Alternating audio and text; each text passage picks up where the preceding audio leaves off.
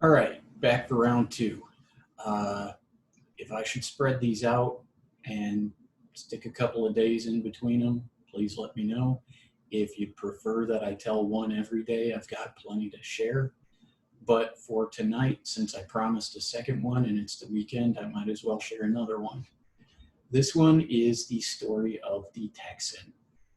And it all starts on a still chilly day in April.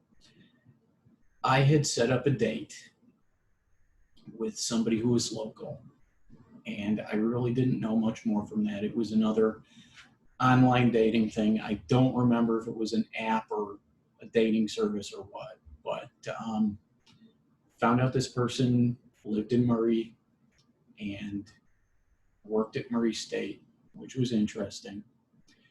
Usually you're not supposed to date people who you work with, but Murray State's got a pretty big population, so one could assume that we didn't know each other. And so we were going to meet at Tap 216 for a lunch date. I was wearing that jacket that I showed yesterday, which leads me to the conclusion that that jacket may have some kind of curse. But we both showed up outside Tap 216. And come to find out that Tap 216 had changed their hours. So we kind of wandered around for a second and introduced ourselves back and forth and came to the conclusion that there was a place nearby that we could go eat. This place is called Quarters or Lucky's. It's changed names a couple of times. I don't remember specifically which one it was at the time. But we went in there and sat down and started talking a bit and getting to know one another. And something that I should throw out there for everybody who is wondering about this: if you date somebody who outranks you academically, it's a form of social climbing, so you can level up your social credibility. Now, if you have a terminal degree like a doctorate or something like that, there's nowhere else to go, so you've reached level cap, I guess you could say. So this person had a PhD and I believe worked in the business department. I don't remember for sure, but we're sitting down and talking about our academic bona fides. And so we both teach and we're both talking about teaching. And so what do you teach? What's your teaching style? Stuff like that. And she says to me, well, I like to have my graduate students engage in quantitative and qualitative analysis of various financial records keeping systems and things like that. And I'm sitting there like, the other day I was too hungover to teach, so I had my students finger paint. And that got a laugh out of her, which leads me to believe she didn't think I was serious. And that's when I started talking about the time I showed up in a shark costume to teach. And she started to really question my commitment to professionalism, which there should be no question of because I've never had one. But the server came and took our order, and I ordered a Reuben or something that was really messy. I remember distinctly when the thing showed up that this was going to be a problem, because I was on a date with somebody who was clearly well above my level of sophistication. And at that point, I knew it was going to be lost cause, but I gave it my all. I absolutely put in 110% to make sure I didn't screw anything up. And she ordered one of the salads there. And for anybody who's not familiar with this place, their salad comes on a platter that's about this big and this wide. I probably should have warned her, but I wasn't really thinking.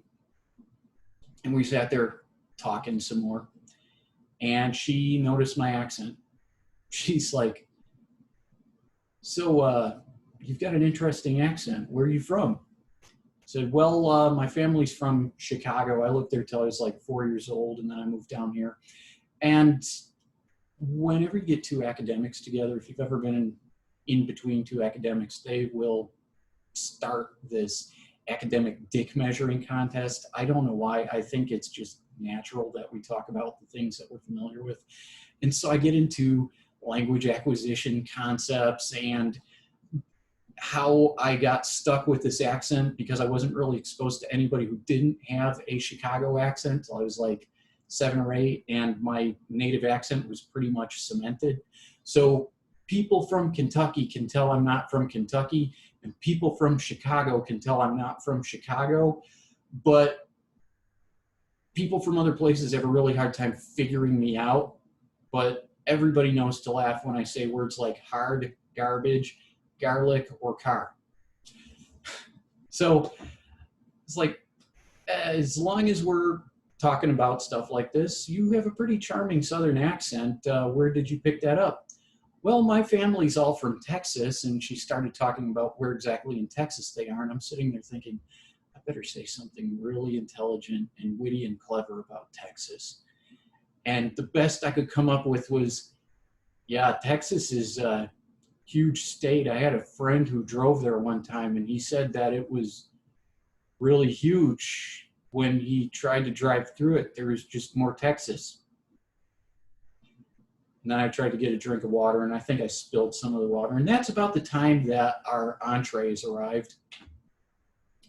And they set down this behemoth salad in front of her, and she looked at it, and her eyes just goggled. And I had this Reuben that was dripping 5 kinds of delectable fluids. I'm not going to lie. It was a good-looking sandwich, and it tasted good. But I ended up spilling most of the contents all over my hands.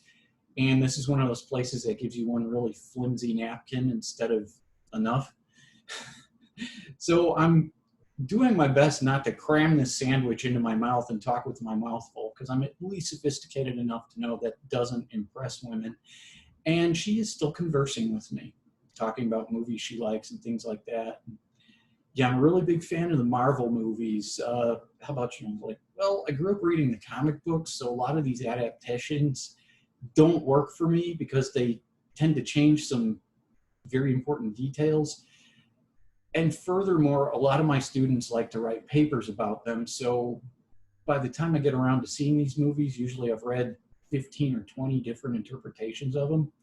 So I'll sit and watch one, but I like other stuff. So I'm nothing if not honest. I'm not going to spread a line of bullshit even about movies I've watched, which probably was another thing that led to the conclusion that the date came to. But after getting this thing all over my hands, I didn't really want to get up and leave her at the table because I figured, I should pay for the meal, to not out of a chauvinistic sense of trying to be dominant or anything like that. I just am under the impression it's a polite thing to do if you ask somebody out and take them away from whatever they're doing. But I couldn't make it to the bathroom and intercept the check at the same time. So I ended up dipping what was left of my napkin in my glass of water and kind of scrubbing all the crap from the sandwich off my hands. And so the date seemed to go okay. Ended on a note that I thought was pretty positive. I walked her back to the vicinity of her building and said, so do you think we'll have an opportunity to see each other again? Oh yeah, I'd like that. I really would. So I went back to my office, graded some papers for a little while. And after what I felt was a reasonably appropriate amount of time, I texted her back and said, I really enjoyed myself. Hope that we can set up another chance to get together soon. Just shoot me back whenever you... I don't know whether I did right or wrong in that situation, but I never heard anything back. And I'm the kind of person who does not tend to waste a lot of time on bugging the shit out of somebody. If I text you and I don't hear back from you within like a few hours, I'm just going to stop and wait for you to reach out to me. So I figured that she was busy. She's got a doctorate, she's got graduate students, undergrads, stuff like that. She must have been busy. Sure. So a couple of days go by and I haven't heard anything from her, and I determined that it was probably a lost cause.